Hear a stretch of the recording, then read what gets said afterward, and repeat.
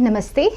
My name is Prerna and I'm a Dalit and women's rights activist at Agniveer. I'm also a researcher and a published writer belonging to the so-called Dalit and scheduled caste community. Having lived and studied abroad for most of my life, my quest to understand more about myself, my religion, and my profound interest in the Indic knowledge systems brought me back to Bharat. Besides doing my own research, I began working on the grassroots level with Agniveer to get a better understanding regarding the practical aspects behind caste discrimination, social inequality, and untouchability. I also decided to learn from some of the best acharyas and gurus, and it is only by their immense kripa that I am sitting here in front of you today on Nationalist Hub.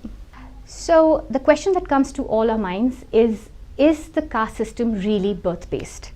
Through my research, I've understood that it's a big no. At least it wasn't the case during the Vedic period or the pre-invasion period of Akhanda Bharat. We have ample pramanas, including Shastra pramanas from the foremost sources of Sanatana Dharma, the Vedas themselves, to prove that it wasn't caste-based. So, how did the caste system enter mainstream society? We all know caste is foreign to Bharat and a Videshi European concept. It is common knowledge that the word caste originates from the Spanish and Portuguese word casta, which means lineage, race, and breed. The caste system is a bogus concept having no Vedic basis whatsoever. Not one single mantra has any justification for birth-based casteism. So how was caste during the Vedic period? Bharat used the terms varna and jati. What is jati? Jati means a classification based on the source of origin.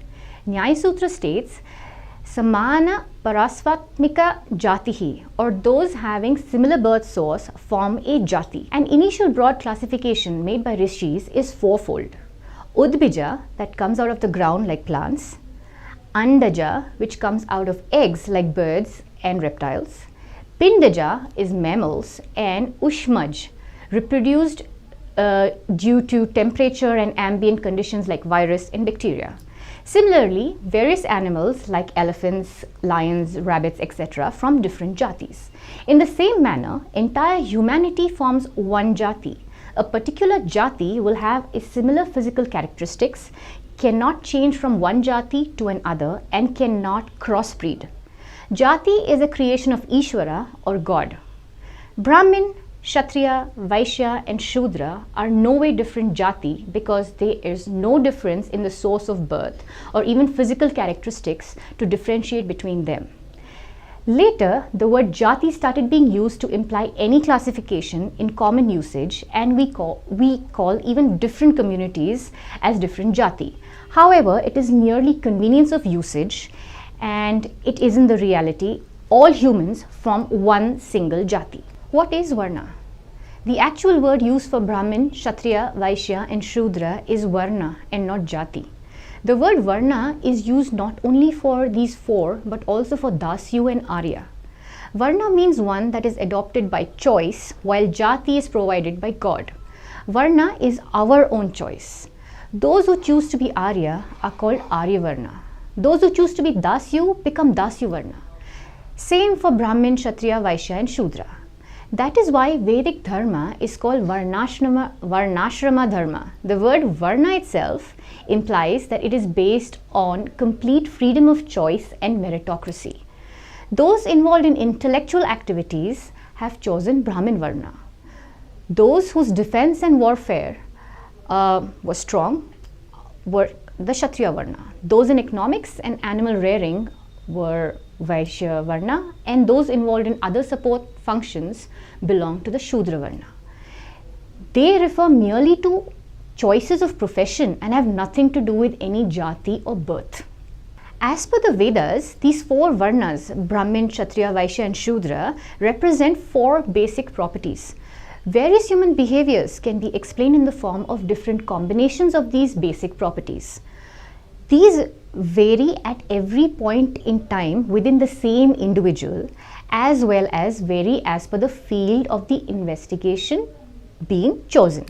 Yajurveda 32.16 specifically says that my Brahmin and my Kshatriya qualities be worthwhile. Every human has all four qualities. within him, and for the sake of simplicity, we can tag him with his predominant profession. Current caste situation and the current caste system. The source of allegations on Hinduism can be divided into three broad categories. Allegations based on historical texts and events, allegations based on religious texts like Ramayana, Mahabharata, Puranas, Smritis, Sutras, and allegations based on the Vedas. Just as every Arabic book is not a message of Islam, and every English book is not the message of the Bible, similarly, Sanskrit is not, every word in Sanskrit is not Hinduism. Most of the authors of the Sanskrit and English texts were either Max Muller, Griffith, or some Monier Williams. If you ever review their works, you will find clear reason for absurdities in their translations. They were paid British employees in an era of British rule with a clear motive to portray Hinduism in bad light. Monier had explicitly written that his agenda is to promote Jesus in India. Many of them based their translations on works of medieval era scholars like Siena, who worked in the era of Islamic invasion. Agniveer has meticulously studied the concept of caste. We have looked into each and every allegation and have found all them to be preposterous.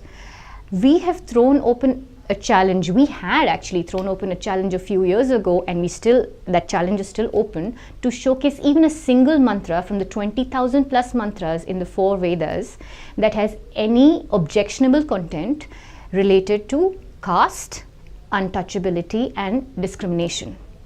In the next episode, we shall refer to texts like Purusha Sukta, Manusmriti, Bhagavad Gita to discuss the Chaturvarna system in Hinduism and also the interchangeability and variation in caste.